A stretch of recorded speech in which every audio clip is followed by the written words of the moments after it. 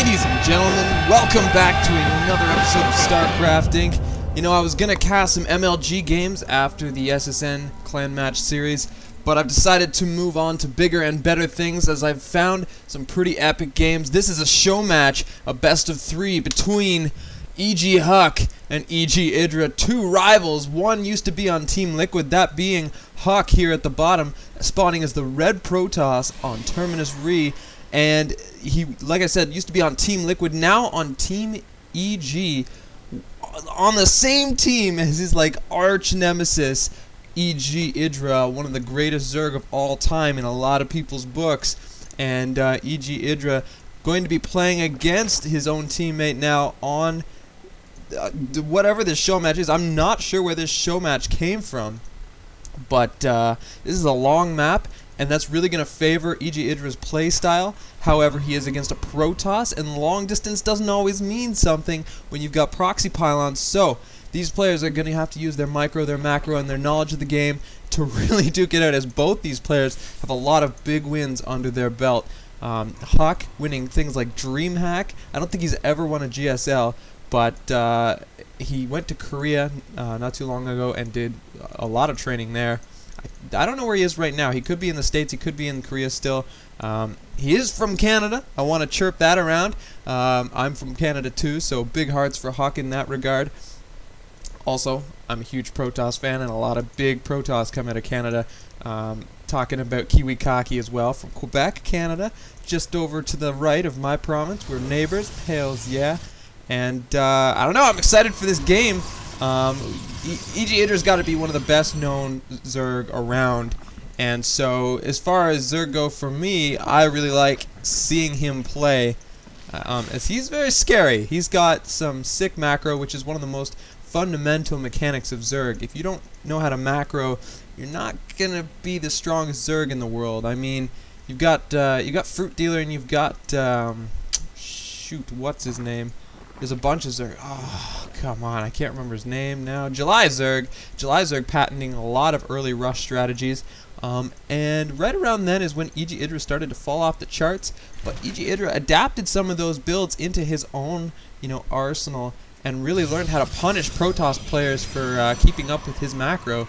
Punishing them with good timing pushes that are really unorthodox. Something that EGIdra wasn't used to doing at the start, but, he put down the Rage Hat, and he put on the Ownage Gloves, and away he went. So, Terminus Re, a really interesting map.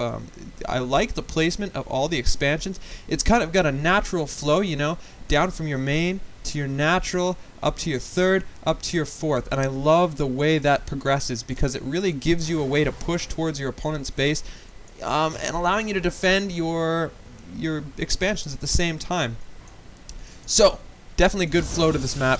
A big wide hole here for Huk, kind of a ballsy thing to do. I've seen that backfire in a lot of Protoss' faces, and Idra is not one to let something like that slide. So whether or not Huk is punished for that, oh, there he goes, he fills the hole now. So never mind.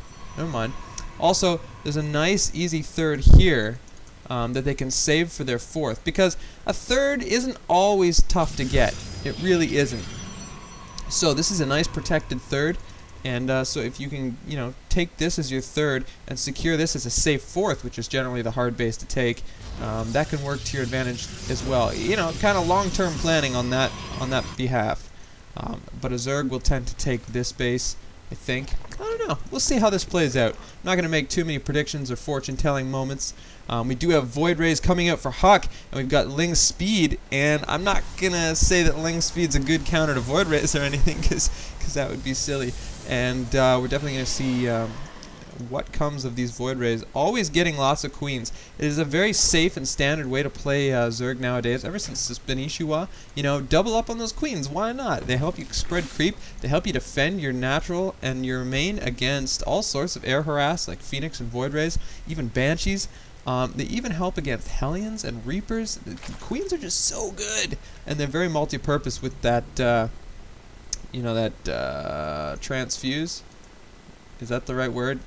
I think so. Anyway, EGHuk's gonna, stick his zealot out and poke away at these guys because he doesn't want them to sit and watch for any kind of push-out timing. He doesn't want them to spot the Void Rays, that's for sure. And there is an Overlord over here, so if Huk tries to go out of his base in that direction, the Overlord will spot the Void Rays, giving EGIdra so much time to decide what he's gonna do about it.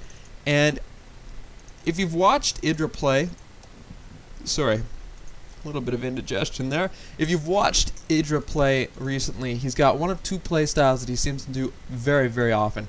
He goes 2-base Hydra or 3-base Muta, and it pretty much goes without fail. This time he's going with the 2-base